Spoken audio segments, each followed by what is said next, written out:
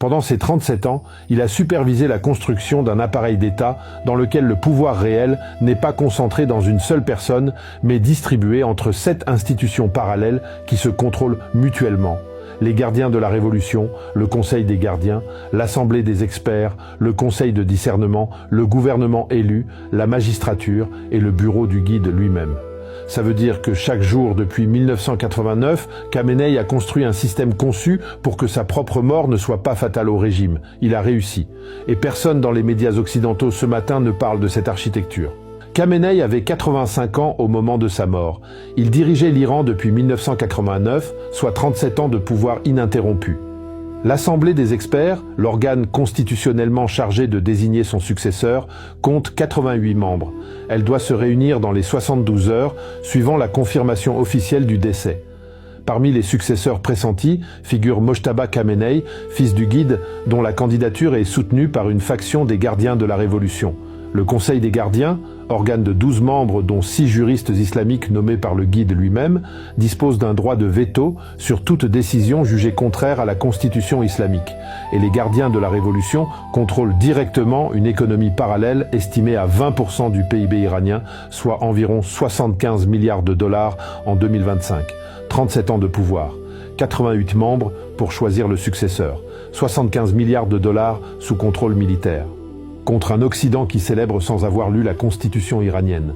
Ce n'est pas la première fois que la mort d'un leader de la République islamique a été présentée comme la fin du régime.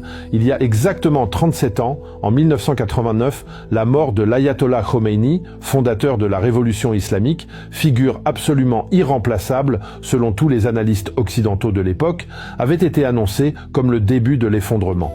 Les experts prédisaient une guerre civile entre factions, une ouverture vers l'Occident, une normalisation progressive. Au lieu de ça, Khamenei avait pris le pouvoir en 6 semaines dans une transition parfaitement orchestrée, et le régime avait duré 37 ans de plus. Les mêmes experts qui se trompaient en 1989 sont de retour sur les plateaux ce matin, avec les mêmes certitudes. Et pourtant, personne ne tire la leçon. C'est comme regarder un match de football et croire que si le capitaine quitte le terrain blessé à la 60e minute, l'équipe va automatiquement s'effondrer. Sauf que cette équipe joue depuis 47 ans. Sauf que le capitaine a passé 37 ans à former ses remplaçants exactement pour ce moment. Sauf que le système de jeu ne repose pas sur les jambes d'un seul homme, mais sur une structure collective avec des règles écrites, des institutions établies et des intérêts économiques considérables à préserver. L'équipe va peut-être jouer différemment. Peut-être moins bien, peut-être même perdre des matchs qu'elle aurait gagnés, mais elle ne va pas quitter le terrain. Et croire le contraire, c'est confondre le capitaine avec le club. Khamenei était le capitaine, la République islamique est le club. Et le club a 47 ans d'existence, 90 millions de supporters et 75 milliards de dollars dans ses caisses. Voici les données structurelles que personne ne met en perspective ce matin. L'Iran de 2026 n'est pas l'Iran de 1989.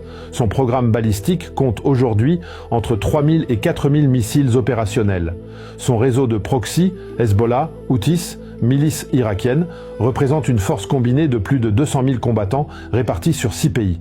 Ses stocks d'uranium enrichis à 60% lui permettent théoriquement de produire entre 3 et 5 engins nucléaires si la décision politique était prise. Ses accords commerciaux en yuan avec la Chine ont réduit sa dépendance au dollar de 40% en 3 ans.